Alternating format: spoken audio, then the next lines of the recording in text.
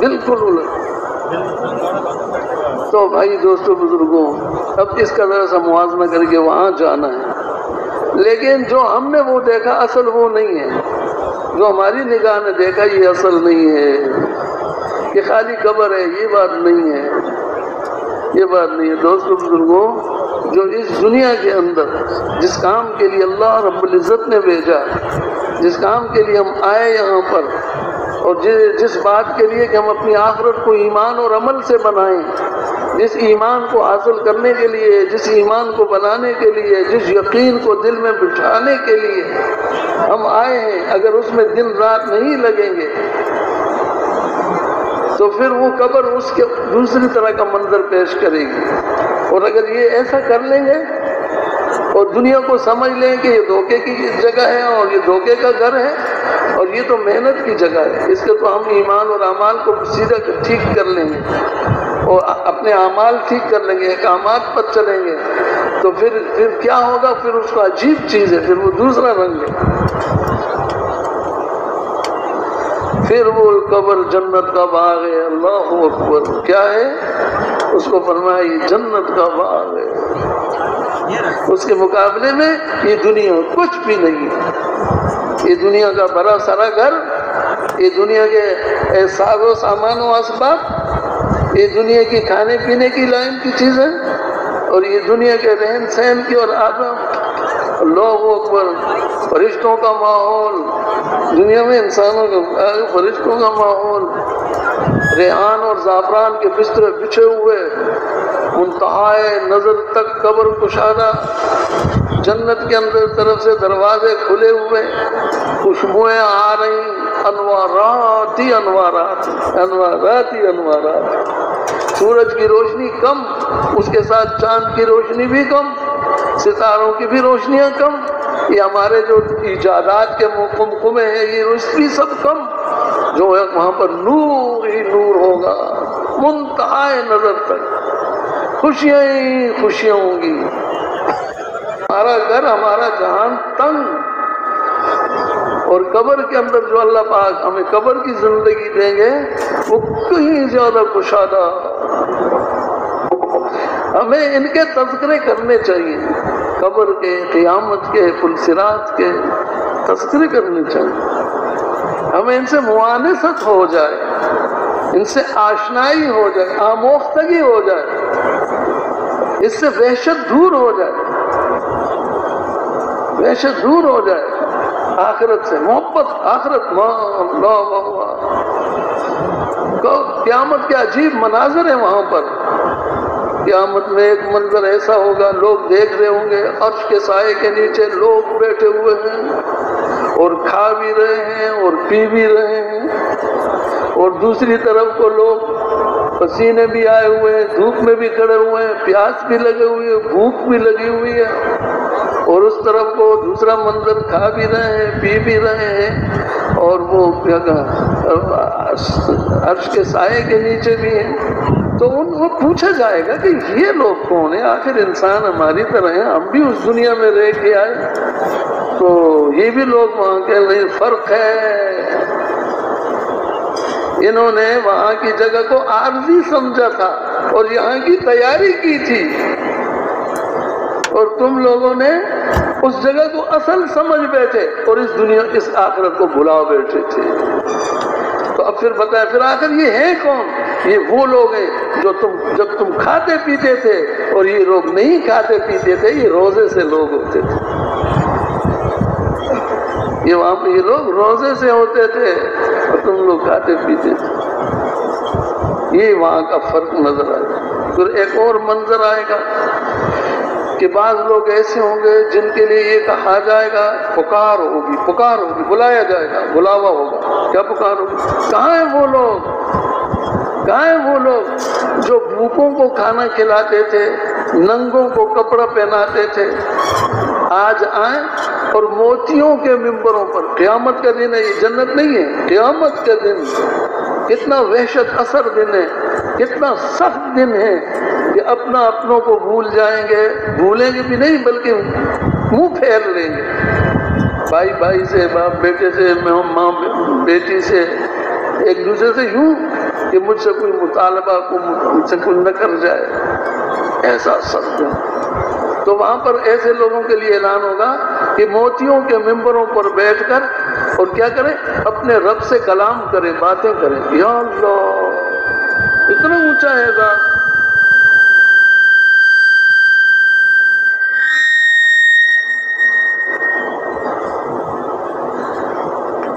اتنا اونچا احساس کہ ممبر موتیوں کے، موتی کسی کو تھوڑا سا موتی بھی مل جائے تو بڑے بڑے ممبر، اس کے اوپر بیٹھے ہوئے کیا کرو بھائی، اپنے رب سے باتیں کرو۔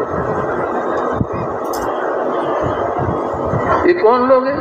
بھوکوں کو کھانا کھلانے والے اور ننگوں کو دنیا میں کپڑا پہنا۔ آگے ایک اور بات، ایک اور منظر سامنے، جو لوگ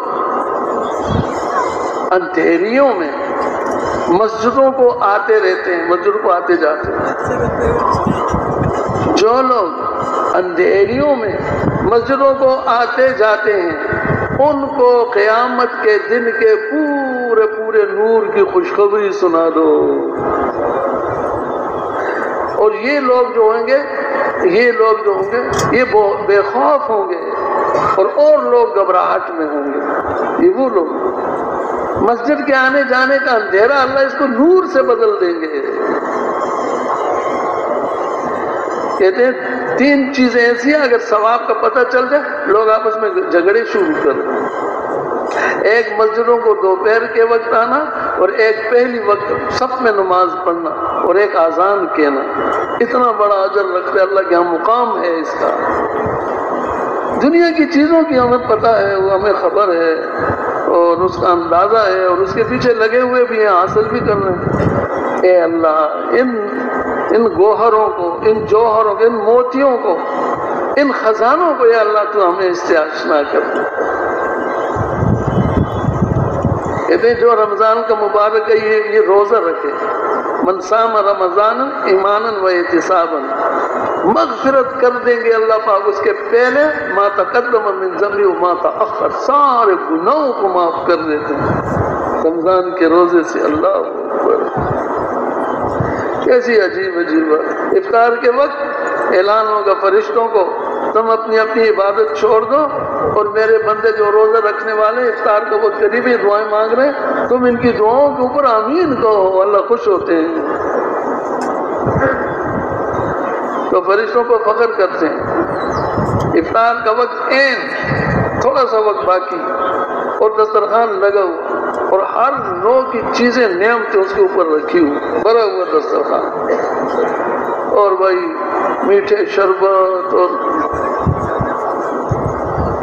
کیا کیا چیزیں، اور آدمی بھی وہاں بھی بیٹھا ہوا ہے، اور اس کو بھوک بھی لگی ہوئی ہے، پیاس بھی لگی ہوئی ہے، دل چاہتا ہے، وہ بار بار گھڑی کو دیکھتا ہے کب وہ پورا ہوگا، ابھی 1 منٹ ہے یار، 1 منٹ اتنا لمبا ہے۔ تو اللہ رب العزت فرشتوں سے کیوں نہیں کھا رہے پی رہے، یہ کیوں کھاتے پیتے نہیں؟ کیا بھوک نہیں لگی ان کو؟ جی بھوک لگی ہوئی ہے زبردست۔ اچھا یہ پیاس بھی نہیں، لیکن پیاس بھی لگی ہوئی ہے۔ کیا ان کے پاس نہیں ہے کھانا؟ ان کے دسترخوان بھرا ہوا ہے، تو پھر ہاتھ کیوں نہیں لگاتے چیز کو؟ اٹھا کیوں نہیں رہے، اٹھا کیوں، پی کیوں نہیں رہے؟ اللہ آپ کا حکم نہیں ہے، اس لیے اے فرشتوں، ان میں دیکھتے نہیں، ان میرے بندوں نے میرے لیے کھانا پینا چھوڑ دیا ہے۔ حالانکہ چھوڑا تھوڑا ہے، وہ پہلے سے زیادہ کھاتے ہیں، اور اس سے اچھا کھاتے ہیں۔ جو دوسرے مہینے میں اس میں زیادہ کھاتے ہیں یا رمضان سے بھی؟ اور اچھا کون سے مہینے میں؟ رمضان میں۔ اور حضور صلی اللہ علیہ وسلم کی کیا مبارک حدیث ہے، فرماتے ہیں رمضان شریف میں اللہ رب العزت مومن کے رزق کو بڑھا دیتے ہیں۔ اللہ، مومن کا رزق بڑھ جاتا ہے، یہ اللہ۔ تو جیسے روزہ ہے، آدمی فجر سے لے کر غروب تک روزہ رکھتا ہے، ہر چیز، پھر ایک وقت آتا ہے اس میں کھانا پینا ہوتا ہے، اس طرح پورے 30 دن کر لیتا ہے، 30 دن 29 دن جتنا کبھی وہ مہینہ ہوتا ہے۔ اب اس کو پورا کر لینے کے بعد اگلا ایک دن نئے مہینے کا، شوال کا 1 تاریخ، شوال کے مہینے کی 1 تاریخ، وہ کیسا دن آتا ہے؟ وہ اس رمضان کی برکت سے آتا ہے۔ اللہ پاک نے اچھے کپڑے پہنو، اچھے کھانے کھاؤ اور اچھے صرف ایک نماز پڑھ لو شکرانے کی عید کی، اور باقی کھاؤ پیو ملو۔ یہ تبلیغ کا کام کا کسی دن بھی چھٹی نہیں ہوتی، اچھا یہ نہیں چھٹی دیتے کسی، لیکن عید کے دن اللہ پاک فرماتا آج اشراق کی نماز نہیں پڑھنی، آج اشراق کی نماز نہیں، معاف، جاؤ عید کی نماز کی فکر کرو، پھر فوراً آ جاؤ، پھر دوسرا کام نہ کرو۔ کس کے؟ کھاؤ پیو ملو ملاقات کرو، مبارکبادیں دے ایک دوسرے کو۔ اتنا بڑا حکم پورا ہوا رمضان المبارک کا، اس کے اوپر کیا کیا خیریں مرتب ہوئی۔ اللہ اکبر اللہ۔ کیا کہتے ہیں افطار کے بعد جہنم سے کتنے قیدی چھڑائے جاتے ہیں؟ 10 لاکھ قیدی، جہنم کے قیدی افطار کے وقت چھڑائے، آزاد کر دیے جاتے ہیں۔ پھر اگلے دن پھر کتنے؟ پھر 10 لاکھ۔ یا اللہ، اس طرح ہوتے پورا مہینہ ہر افطار کے وقت 10 لاکھ جہنم کے قیدی آزاد ہوتے ہیں۔ اور پھر آخری شب میں کتنے ہوتے ہیں؟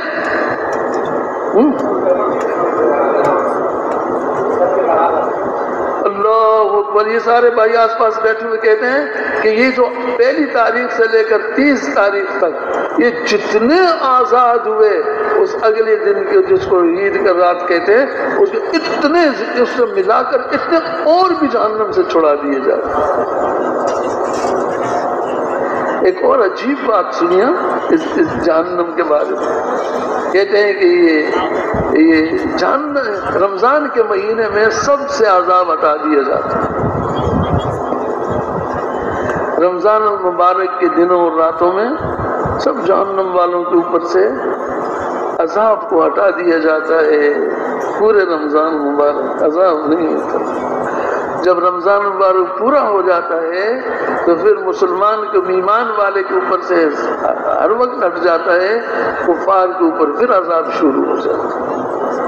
تو ہمیں کتنا غم کرنا چاہیے، کتنی فکر کر لینی چاہیے ان لوگوں کے لیے جو اس دنیا میں بس رس رہے ہیں، ہمارے اندر ہیں، ہماری دنیا میں بس رہے ہیں اور وہ ایمان والے نہیں ہیں۔ اتنی بڑی رحمتوں کی بارش کرنے والے اللہ سے وہ پہچان نہیں رہے اس کو، اور اللہ کا ان کے ساتھ کیا معاملہ ہے کہ وہ تو اللہ کو نہ پہچانے نہ اللہ کے احکامات کو پورا کریں، تو میرا اللہ ان کی ہر نوع کی نعمتیں اس کے اوپر عام کریں، کبھی کسی چیز کو کم نہیں کرتے۔ یہ مجھے نہیں مان رہا، یہ شرک کر رہا، یہ میرے ساتھ شریک کر رہا ہے، میرے حکموں پہ نہیں چل رہا، کلمہ نہیں پڑھ رہا، قیامت کو نہیں مان رہا، فرشتوں کو نہیں مان رہا، یہ دوزخ کے اوپر اس کا ایمان نہیں، جنت کے اوپر اس کا ایمان نہیں، موت سے دوبارہ مرنے کے بعد دوبارہ جی اٹھنے پر اس کا ایمان نہیں ہے، سارے احکامات پر اس نے لکیر ماری ہوئی ہے اور ہمیشہ کے لیے اس نے تہیہ کر لیا ہے کہ ایسی حالت میں موت مروں گا، کبھی بھی ایمان والا نہیں بنوں گا۔ تو ایسے کی زندگی کے جتنی چیزیں اس میں اللہ کمی نہیں فرماتے۔ سانس لینے کے لیے اللہ اس کو ہوا دیتے ہیں، پینے کے لیے ٹھنڈا پانی دیتے ہیں، کھانے کے لیے رزق دیتے ہیں، کپڑا دیتے ہیں، رات کے لیے رات کے انتظام، دن کے سفر کے، کسی بھی چیز جب کھانا کھا لیتے اس کو ہضم کرنا ہوتا ہے وہ بھی اللہ کر دیتے ہیں، اور پھر اللہ پاک بیمار و شفا بھی دے دیتے ہیں۔ کوئی چیز کسی میں کمی نہیں دوستوں بھائیوں بزرگوں، لیکن ایسے کریم رب سے وہ پھر بھی روگردان ہے اور علل اعلان انکار کر رہا ہے، اللہ سے کفر کر رہا ہے، شرک کر رہا ہے، جس کی بنا پر جب آخری وقت کفر کے اوپر موت آئی تو بس توبہ کا دروازہ بند، اب ہمیشہ کے لیے جہنم میں، اب اس کو کوئی چھڑانے والا نہیں۔ تو ایسوں سے دنیا بھری ہوئی ہے دوستوں بزرگوں۔ اللہ رب العزت نہیں چاہتے کہ انسان، آدم کا بیٹا، آدم کی اولاد کوئی جہنم کی آگ میں جا کے جلے، یہ اللہ پاک نہیں چاہتے۔ اسی لیے اللہ رب العزت نے انبیاء علیہ السلام کو اس دنیا کے اندر لوگوں کی ہدایت کے لیے بھیجا، اور اسی لیے انبیاء علیہ السلام جب تشریف لاتے تھے یہ تو اپنی قوموں پر محنت کرتے تھے، ان کو دین کی طرف، ایمان کی طرف بلاتے، اللہ پاک کی بڑائی کی طرف، اللہ پاک کی عظمتوں کی طرف بلاتے تھے، اور قیامت کے احوال ان پر ظاہر کرتے تھے، اور حقیقت سے آشنا ان کو کرتے تھے، دنیا کا عارضی ہونا، دھوکے والا ہونا، یہ ان کو سمجھا۔ لیکن وہ ان لوگ، ان میں سے جو اکثر یا جو بھی ان میں سے کوئی تو مانتے، کوئی نہیں مانتے تھے، اور استہزاء کرتے، مذاق اڑاتے تھے، انکار کرتے تھے، اور طرح طرح کے جھوٹے الزامات تراشتے تھے۔ اللہ پاک ان کی پھر بھی، جیسے حضور پاک صلی اللہ علیہ وسلم جب قریش کو دعوت دیتے دیتے تھک جاتے تھے، وہ انکار کرتے تھے، وہ آگے سے باتیں ان کو واپس کرتے تھے، پریشان کرتے تھے، تو آپ صلی اللہ علیہ وسلم جب خالی ہو جاتے تو وہ جبرائیل علیہ السلام آتے اللہ پاک کی طرف سے وحی لے کر، اور وہی میں ان کی دلجوئی کہ اے میرے پیارے حبیب، دیکھو یہ آپ کے بارے میں یہ باتیں کر رہے ہیں، اور دیکھنا یہ آپ ہی کے لیے یہ باتیں نہیں کر رہے، بلکہ آپ سے پہلے جتنے میں نے نبی قوموں کی ہدایت کے لیے دنیا میں بھیجے تھے، وہ لوگ ان کے ساتھ بھی ایسے ہی کرتے تھے۔ یہ لوگ ایسے ہی کرتے ہیں، بات نہیں مانتے اور بات کو ٹھکرا دیتے ہیں۔ آپ صلی اللہ علیہ وسلم وہ جو بازار لگتے تھے، سوق العرب اور سوق الظلم جنہ، اور اس طرح وہ بازاروں کے نام ہیں، علماء لیتے ہیں، تو ان میں جب بازار لگتے تھے، لوگ میلے پہ آتے تھے، ان میں آپ چلے جاتے اور ایک ایک کے پاس بات کرتے، دن چڑھ جاتا، گرمی دھوپ ہو جاتی، پسینے آنے لگتے، اور آپ ایک ایک کے پاس جاتے اور ان کو بات سمجھاتے، اور پیچھے سے ایک اور شخص ہوتا جو یہ بات کر چکتے، وہ کہتا ان کی بات نہ ماننا، نعوذ باللہ من ذالک۔ عمول زبان آپ صلی اللہ علیہ وسلم کی شان میں گستاخانہ الفاظ جو وہ لوگ بکتے تھے، ہم ان کو زبان پر بھی نہیں لا سکتے، اپنے پیارے حبیب حضرت محمد صلی اللہ علیہ وسلم کی شان میں ہم سوچ بھی نہیں سکتے، نہ سننا چاہتے ہیں، نہ ان کی نقل کرنا چاہتے، ایسے نازیبا۔ تو پھر وہ وہاں کے لوگ بھی اثر لیتے، سنتے یہ کیا۔ تو ایک نوجوان اپنے والد کے ساتھ جاتے جاتے کہتا تھا، اے ابا، یہ شخص کون ہے؟ اتنا حسین ہے، اتنا جمیل ہے، اس میں اتنی کشش ہے، اور اتنے اس کا انداز اچھا، اتنی گفتگو اور کلام مناسب، اور ایسی ایک حق بات کر رہا ہے، اور پیچھے جانے والا کہتا ہے یہ ویسا ہے، یہ ایسا ہے، ایسا ہے۔ تو وہ اپنے بیٹے کو سمجھا رہے تھے کہ یہ جو بات کر رہا ہے، یہ کہتا ہے میں اللہ کا رسول ہوں، اللہ کی طرف بلاتا ہوں، اللہ کی بڑائی جس اللہ نے ان آسمانوں کو اپنے امر کن سے ایک دم سے اوپر نیچے 7 آسمان کھڑے ہو گئے، بتاؤ، نہ نیچے کوئی دیوار ہے، نہ کوئی ستون ہے، اللہ اکبر، اتنے بڑے وسیع عریض کوئی اندازہ بھی نہ کر سکے، 7، پھر ان 7 آسمانوں کے اوپر عرش عظیم، اور عرش عظیم کے بارے میں تو اللہ رب العزت فرماتے ہیں کہ عرش عظیم۔ 2 صفات علماء فرماتے ہیں عرش عظیم کے اندر ہیں جو عجیب ہی عجیب ہیں۔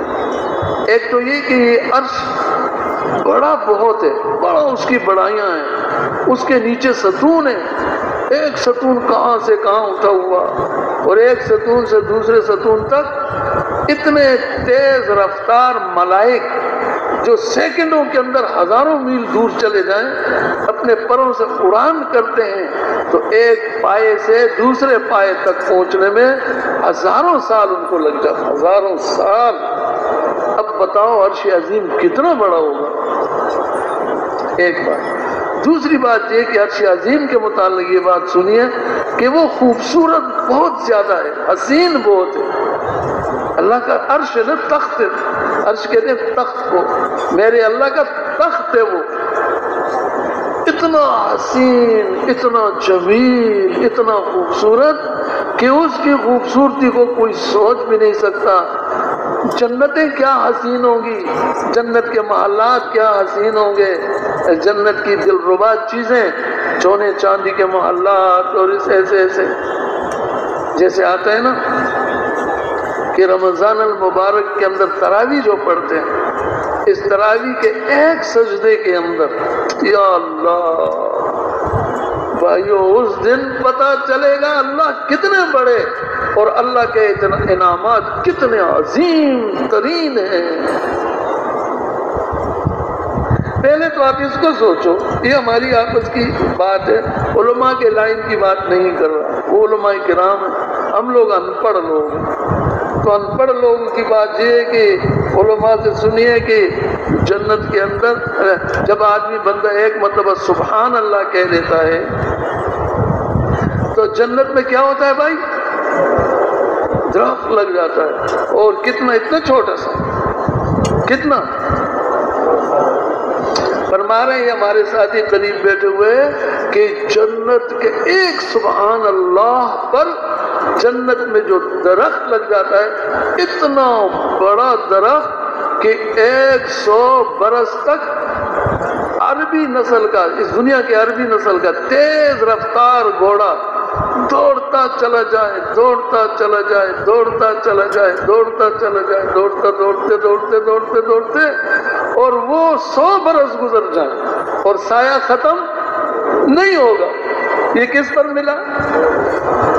اب میں یہ آپ سے پوچھتا ہوں، اب میں جو بات عرض کر رہا تھا نا کہ ہمارے آپس کی ان پڑھوں کی بات ہے، میرے ان پڑھ کی بات سنو بھائی، جب یہ صرف ایک درخت، تو میں دن میں اگر 100 مرتبہ سبحان اللہ پڑھ لوں تو کتنے مل جائیں گے؟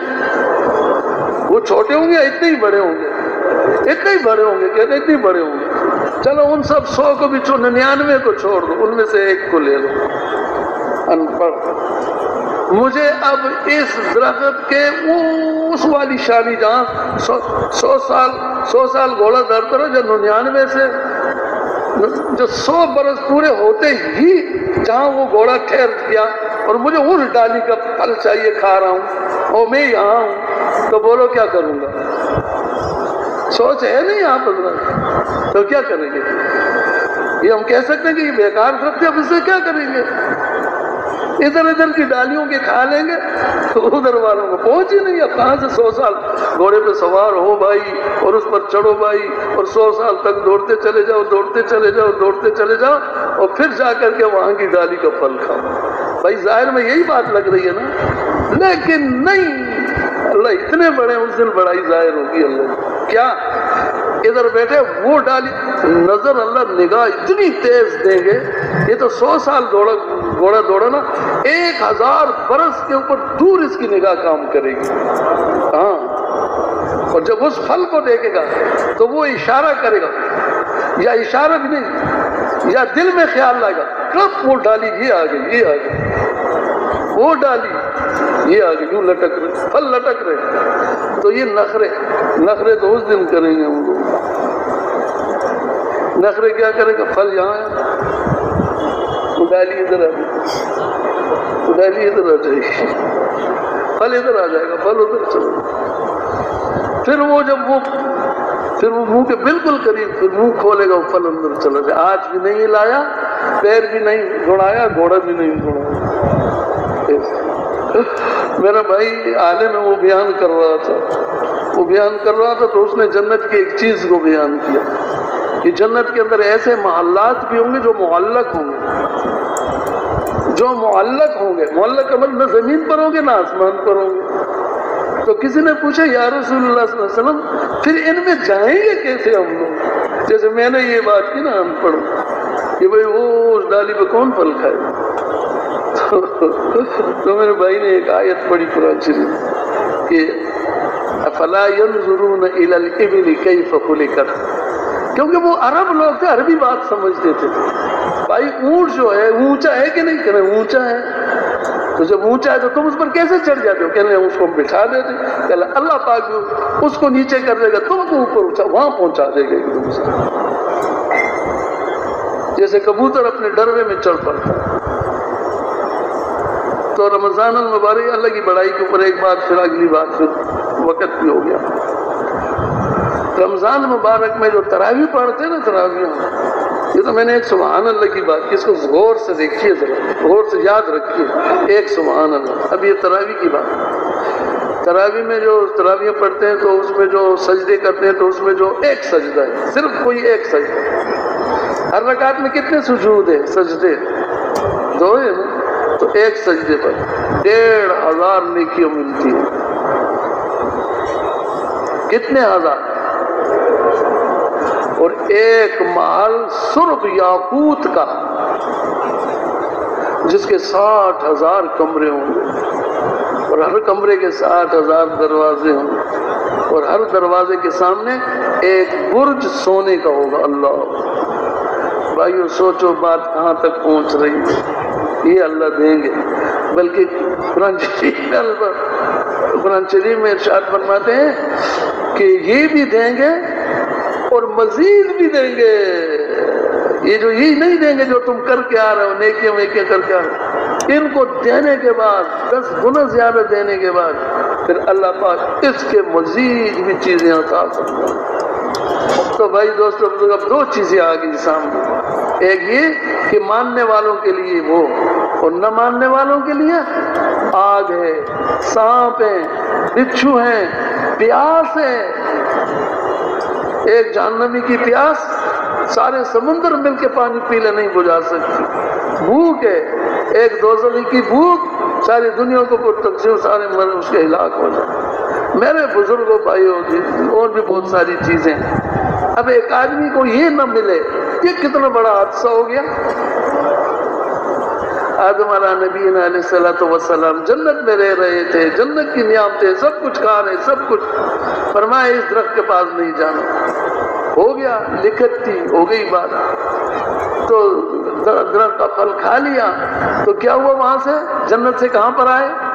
زمین پہ، مشقتوں میں، پریشانیوں میں، ان چیزوں میں آ گئے۔ کہاں سے؟ جنت۔ کتنا بڑا حادثہ ہوا۔ تو کفار کے لیے ایک یہ بڑا حادثہ کہ اتنی نعمتیں گئیں، اور دوسرا بڑا حادثہ اتنے بڑے عذاب میں پہنچ گئے۔ تو بھائی ان کے اوپر ترس کھانے کے لیے اور خود کو بھی ڈر رہے، ہر وقت یہ ڈر رہے خدا نہ خواستہ اپنے کسی عمل سے، اپنے کسی بول سے، اپنے کسی رویے سے ہم اللہ کے خلاف، اللہ کی عظمت کی شان کے خلاف، اللہ کی مرضیات اور چاہت کے خلاف ہم کوئی ایسا عمل کر لیں، کوئی ایسا عمل سرزد ہو جائے اور میرا اللہ ہم کو اتنی عظیم نعمتوں سے معلوم۔ اچھا یہ جو جنت کی تو بالکل تھوڑی سی 1-2 ذرے برابر بات کی ہے، علماء کے پاس بیٹھیں گے تو پتہ چلے گا کیا ہے جنت۔ تو ان سب چیزوں کو جمع کر لینے کے بعد جنت کے اندر سب سے زیادہ ان سے بھی جو اعلیٰ اور قیمتی چیز ہے وہ اللہ رب العزت کا دیدار ہے، اللہ پاک کا دیدار۔ تو یہ کفار اتنی بڑی عظیم دولتوں سے محروم ہو رہے ہیں، اور پھر اللہ کی عنایتوں میں، یہ تو اللہ کی ذات کا دیدار ہے، اللہ پاک کی عنایات میں، اللہ کے دین میں، اللہ کی عطا کردہ چیزوں میں، جنت میں سب سے اس سے بھی زیادہ کیا چیز ہے؟ وہ اللہ کی رضا ہے، میں راضی ہو گیا تم سے، یہ بڑی دولت ہے۔ یہ سب نعمتیں اللہ رب العزت نے آپ اور ہم، مولانا جمشید صاحب رحمۃ اللہ علیہ ایک بات بیان میں کبھی کبھی ایسے آ جات فرماتے تھے، میں نے سنا ان سے، وہ فرماتے تھے کہ کیا ہم لوگ یہ جنت، وہ اپنے اس حساب میں پتہ نہیں یہ الفاظ مناسب ہیں یا نہیں، لیکن ایسے ہی سمجھنے کے لیے، کیا یہ جنت اللہ رب العزت نے کوئی گلنے سڑنے کے لیے بنائی ہے؟ ہم آپ ہی کے لیے تو بنائی ہے انشاءاللہ۔ تو بھائی ہم لوگ جائیں گے نہیں جنت میں؟ ہم ہی جائیں گے، اور کون جائے گا؟ ہم نے کہ کون جائے گا؟ پورے بیٹھی رہے، انتظار کرتی رہے اللہ۔ تو اس لیے اب تھوڑا سا وقت ہے، بس کچھ کر لینا ہے۔ اب یہ جو تقاضے، ابھی وہاں بیٹھے تھے مشورے میں، ایک کے اوپر ایک تقاضا، ایک کے اوپر ایک، بیرون ملک جماعتیں چلی جائیں، اندرون ملک سال پورا ہمارا ملک پاکستان، کچھ جماعتیں ادھر سے چلیں، کچھ جماعتیں ادھر سے چلیں، کوئی مشرق سے مغرب، کوئی شمال سے جنوب، سال کی جماعتیں چلتی رہے اللہ کے راستے میں، پہنچو ان کی آبادیوں میں، اور ان کے سارے ہر جگہ کے اوپر ان کی پہنچ ہو۔ اور بیرون ملک کے لیے، ہمارے اس ملک پاکستان کیا، ہمارے اس شہر کراچی سے پوری دنیا کے لیے ہر مسجد یہ فکر مند ہو، اور وہ سوچے بیٹھ کر کے کہ ہم نے بیرون ملک کے لیے اپنے وہ ایسے نیک بندوں کو, اللہ کے نیک پیارے بندوں کو, جنہوں نے 4 مہینے لگا لیے, مقامی کام کر رہے ہیں اور نیک اور اس کے ساتھ کام کر رہے ہیں, کام ہی ان کا اصل مقصود ہے, نہ واوا چاہتے ہیں نہ کچھ آباد چاہتے ہیں, بس اپنا مال خرچ کر رہے ہیں اللہ کے راستے میں. ایسے لوگوں کی جماعتیں بنا بنا کر بیرون ملک کے لیے روانہ کرنا, ہمارا اللہ ہم سے کیسے راضی ہو؟ یہ لوگ صرف نکل کر ملاقاتیں اور محنت ہی نہیں کرتے, بلکہ اپنی تنہائیوں میں راتوں میں اٹھ کر اپنے اللہ کو منواتے ہیں. تو جب آپ خود بتائیے, ایک جماعت کے ساتھی جو اپنے گھر سے, اپنے بیوی بچوں سے, ارے بھائی دیکھ تو لو, سوچ تو لو, عیدیاں کہاں اور ان کی افطاریاں کہاں اور ان کی سحریاں کہاں, وہ اللہ کے راستے میں ہو رہی ہیں. تو ان کی دعاؤں کو اللہ کتنا توجہ سے لیں گے, ماں بیوی بچوں سے دور, چھوٹوں سے دور, اللہ کے راستے میں جب دن میں محنت کریں گے, رات وہ ہاتھ اٹھائیں گے, میرا اللہ ان کی دعاؤں کو اوپر کر کے لے جائیں گے انشاءاللہ. تو انسانیت کے دلوں کو اللہ بدل دے. کہتے ہیں نا دعا میں, اے اللہ تمام دنیا کے انسانوں کے دل آپ کی 2 انگلیوں کے درمیان ہے, چاہے جدل کی طرف پھیر. تو معزز بزرگوں اور بھائیوں دوستوں, گزارش اس بات کی ہے کہ ہم فکر مند ہو جائیں, ہم غمگین ہو جائیں. یہ بات ضرور ہے, گھر میں کوئی بیمار ہو, کسی قرضے میں آدمی دب گیا ہو, کاروبار میں چل رہا ہو اور کچھ ایسے مسائل دنیا کے درپیش ہوں تو آدمی اس میں پریشان ہو, تو یہ سب پریشانی کے لیے کیسی الہ کے ساتھ اور دعائیں مانگتا ہے, اللہ سے لو لگاتے ہیں, دعائیں مانگتے ہیں. تو بھائی ہم اسی طرح ان غیروں کے لیے بھی تو دعائیں مانگے نا. اے اللہ تو ان کو, اے میرے اللہ تو ان کو ہدایت دے, ان کے دلوں کو پھیر دے. تو حکیم ہے, حکمت والا ہے, تو جانتا ہے اور تجھے پتا ہے, تو نہیں بنایا ہے, تو ہماری ساخت کو, ہمارے اندر کو جانتے ہیں اللہ. اے اللہ جس شرط جو آپ نے ایمان کی لگائی ہے, نیک اعمال کی شرط لگائی ہے, اے اللہ وہ یہ شرط, اس شرط کے لیے ان غیروں کو اس کے اوپر لے آ اور وہ ایمان والے بن جائیں, وہ نیک اعمال والے بن جائیں, تاکہ اتنے بڑے عظیم عذابوں سے, تیری ناراضگی سے, تیرے غصے سے, اے اللہ تیرے قہر سے یہ لوگ بچ جائیں اور دوزخ سے یہ لوگ امن میں آ جائیں. اے اللہ تو یہ ہمارا سب کا غم بن جائے دوستوں, یہ فکر ہمیں لگ جائے. جیسے آدمی کو چھوٹی چھوٹی فکریں ہمارے ہم سب کو لگی ہوئی ہیں, ایک بڑا غم جو نبیوں کو, ہمارے اور آپ کے آقا حضرت محمد الرسول اللہ صلی اللہ علیہ وسلم کو یہ غم درپیش تھا. اسی غم کی وجہ سے آپ تکلیفیں تو برداشت کر رہے ہیں, پریشانیاں اٹھا رہے ہیں, لیکن اپنے کام میں ذرا بھی کمی نہیں کر رہے. حضرت نوح علیہ نبینا علیہ الصلوۃ والسلام 950 سال تک تکلیفیں, پریشانیاں, مار پتھراؤ اور باتیں سننا اور کیا کیا عجیب, لیکن اپنے کام میں لگے ہوئے دوستوں. تو اللہ رب العزت یہ ایسی فکر ہمیں سب کو بھی نصیب فرما دے. ہمارا یہ ہفتہ واری یہاں پر جمع ہونے کا مقصود یہی ہے کہ ہم ہفتہ بھر دنیا کے اپنے کاموں میں لگے رہتے ہیں, گھروں میں تذکرے دنیا کے, بازاروں میں تذکرے دنیا کے, ہماری جو آپس میں محفلیں بیٹھتی ہے تو ان میں بھی چیزوں کے اور جو وقت کے ساتھ جو چیزیں چلتی رہتی ہیں ان کو بیان میں لے آتے ہیں اور پھر اس کو کرتے ہیں, کیا فائدہ. تو بھائی محنت اس بات کی. تو یہ رمضان المبارک ہے, جتنے تھوڑے سارے دن رہ گئے بس اب ان کو غنیمت جان لیں کہ وہ پر نادم ہو جائیں جو اس پہ ہم نہ کر سکے اور فکر مند نہ ہو سکے. دعاؤں میں کمی رہی, عبادات میں بھی کمی رہی. اے میرے اللہ ابھی جو باقی دن ہمارے, ان میں ہر ایک چیز کو سامنے رکھوں, زور لگائیں گے, عبادات پر بھی زور لگائیں گے, دعاؤں کے اوپر بھی زور لگائیں گے. اور اے اللہ پاک تو ہمیں اس کی توفیق. اور دیکھیں ایک وہ مجمع مساجد کے اندر جو عام دنوں میں نظر نہیں آتا, اب ان دنوں میں وہ ان کی آمد ہے تو خوب آ رہے ہیں. تو ہم ایسے مستعد ہو جائیں مساجد کی جماعتیں کہ ان کے ساتھ ایک ایک کے ساتھ مل کر, ایک ایک کے ساتھ بیٹھ کر الفت سے, پیار سے, محبت سے ان کو اللہ کی بڑائی سمجھائیں, اللہ کی عظمت اور اس کی شان سمجھائیں. اللہ اتنے بڑے ہیں, اللہ ہمارے اوپر اتنے مہربان ہیں. اللہ ہم سے یہ چاہتے کہ ہم تھوڑا سا یہ کر لیں, آگے کے لیے میرا اللہ ہمیں کیا دے دیں گے. تو یہ باتیں مسجد میں آنے والوں کے ساتھ دعوت, اعمال کی قیمت سمجھائیں. جیسے ایک سبحان اللہ پر یہ, ایک الحمدللہ پر یہ, 2 رکعت نماز پر, ایک سجدے پر اللہ اکبر, اور ایک صدقے پر اور ایک کیا کہتے ہیں یہ ساری چیزیں. ایک تو یہ دوسری اگلی بات یہ ہے کہ اس سے اگلا آخری عشرہ جو ہے وہ اس سے بھی اہم ترین ہے، اور اس کے لیے تو اب ہم سے ابھی سے مستعد رہے کہ مساجد اعتکاف والوں سے بھی بھر جاتی ہے، پوری وہ ایسے لوگ آ جاتے جو 10 دن کے لیے مسجد کے ہو جاتے واپس نہیں جاتے، مسجد کے اندر ہی کھاتے پیتے ہیں، سب سوتے ہیں، اعتکاف ہوتا ہے. تو وہ ہمارے لیے بہترین موقع ہے کہ ہم ایسی ترتیبیں اپنی مسجد کی جماعت ہماری بنا لے کہ ان میں سے ایک کے ساتھ دوستیاں لگا لیں. بے شک گھر سے کوئی چیز تیار کر کے ان کے لیے لیا، ان کو قریب کرنے کے لیے، ان کی دل جوئی کے لیے. باہر سے کوئی شربت منگا لی، وہ کچھ کر لیا، ان کے ساتھ بیٹھ کے اور بس بیٹھ گئے اور جناب بات چیت کی، قبر قیامت کی بات، اللہ کے راستے میں نکلنے کی بات. صحابہ کرام اللہ کے راستے میں کتنے بے قرار ہوتے تھے، کتنے بےتاب ہوتے تھے. وقت نہیں رہا. احد کے موقع پر ایک باپ ایک بیٹا، باپ کا نام حضرت عبداللہ، دیکھو ان کی شوق، ان کی اشتیاق کیسے، ان کے شوق کیسے ہیں. تو دونوں آپس میں بیٹھے کہ بدر اس میں احد میں جانا، احد کی جنگ، احد میں جانا ہے، اور یہ بیٹا ایک تیری ساتھ دینے ہے، ایک تو ان کا بھائی ہے، اور باپ کا نام عبداللہ، بیٹے کا نام جابر رضوان اللہ علیہم اجمعین، دونوں پر اللہ کی رضا. تو میں جا رہا ہوں اللہ کے راستے میں، تم گھر میں رہنا، یہ تم بس گھر کا سہارا رہنا. میں جا رہا ہوں اس لیے آپ کو چھوڑ کے جا رہا ہوں کہ مجھے جا کر کے کیا ہو جانا ہے، شہید ہو جانا ہے.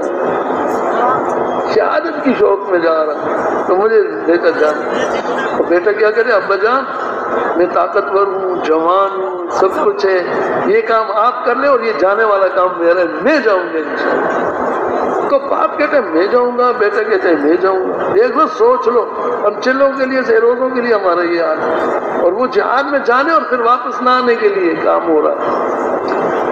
تو والد کہتا ہے کہ میں جاؤں گا، بیٹا کہتا ہے کہ میں جاؤں گا، میں جاؤں گا. تو اب دونوں میں یہ ہو کہ چلو قرعہ ڈال دیتے، جس کا قرعہ نکلا وہ چلا جائے گا، نہ نکلا رہ جائے گا، بھائی چلو ایسے بھی کر لیتے. تو دونوں نے قرعہ ڈالا. جب قرعہ ڈالا تو بیٹے کا نکلا ہے. کس کا نکلا ہے؟ تو بیٹے نے کہا ٹھیک ہو گیا نا، اب تو میں جاؤں گا. باپ کہتا تو بیٹا تو ہے، میں تیرا باپ، پھر بھی میں جاؤں گا. اللہ اکبر، پھر بھی میں جاؤں گا. تو کون ہوتا ہے جانے والا؟ تجھے نہیں چھوڑنا، میں نے جانا ہے. یا اللہ، ابا جی مان بھی جاؤ. اور عرض کرتے ہیں ابا جی اگر یہ ساری دنیا کا مسئلہ ہوتا تو ایک لمحے بھر آپ کو دے دیتا، مسئلہ میری آخرت کا ہے، نہیں دے سکتا. پورا میرا نکلے، میں نہیں جاؤں. تو پھر بھی باپ نے نہیں چھوڑا. ادھر لے گئے حضور صلی اللہ علیہ وسلم کی خدمت. یا رسول اللہ، سارا ماجرا بیان کیا. آپ صلی اللہ علیہ وسلم نے فیصلہ جو فرمایا، اللہ اکبر، آپ اور آپ کے فیصلے، وہ عبداللہ کے بارے میں ہو گیا، باپ کے کہ یہ جہاد میں جنگ میں جائے گا، تو گھر میں رہے گا. یہ بات سنتے ہی سارے جذبات بیٹے کے جابر کے ٹھنڈے حضور صلی اللہ علیہ وسلم کی اطاعت میں. آگے بڑا لمبا چوڑا اور بڑا عجیب ترین قصہ ہے. کسی بھی عالم کے پاس بیٹھ کر ذرا سے پوچھ لے کہ عبداللہ کے ساتھ کیا ہوا آگے جا. تو اس لیے پیارے بھائیوں، وہ تو لوگ اس طرح بے قرار، ان کو شوق اشتیاق اللہ کے راستے میں. ایسا ہوا کہ ایک موقع کے اوپر 2 بھائی تھے سگے، ایک بڑا تھا ایک چھوٹا تھا. تو جب ہوا کہ بھائی یہ بھی چلا جائے، وہ بھی چلا، وہ بھی چلا جائے، تو 2 بھائیوں کے نام میں چھوٹے کا بھائی کا نام اس امیر صاحب نے جو وقت کا تھا امیر صاحب نے لیا، یہ بھی چلا جائے، اور اس بعد میں بڑے کا نام، یہ بڑا بھائی بھی چلا جائے، چھوٹے سے کا نام پہلے لیا. وہ بڑا بھائی آ گیا، میرا کیا نام پھر بعد میں لیا. اور بھائی لیا تو لیکن بعد میں کیوں لیا؟ یہ اتنے تک وہ شوق رکھتے تھے کہ ہم کو پہلے جانا ہے. وہ اس نے کہا مجھے معاف کر دینا، بس زبان پر آگے کہ نہیں معاف کروں گا. کیوں ایسا ہوا؟ ہم تو اللہ کے لیے مر رہے ہیں، اللہ کے لیے جی رہے ہیں، اللہ کے لیے استعمال ہو رہے ہیں. تو یہاں تک ان کے شوق، آگے بھی اس کا قصہ لمبا ہے. تو اس لیے پیارے بھائی دوستوں بزرگوں، اب یہ ہے کہ ہم بس اپنی ذات پر ہماری نگاہ، اپنی جان پر، ان تقاضوں میں ہم کیسے پہل کر سکتے ہیں، ہم کیسے اٹھ کے آگے بڑھ سکتے ہیں، ہم کیسے جماعتیں بنا اللہ کے راستے میں یہ سعادتیں حاصل کر سکتے ہیں. تو اس کے لیے بھائی تقاضے بھرپور ہیں. اور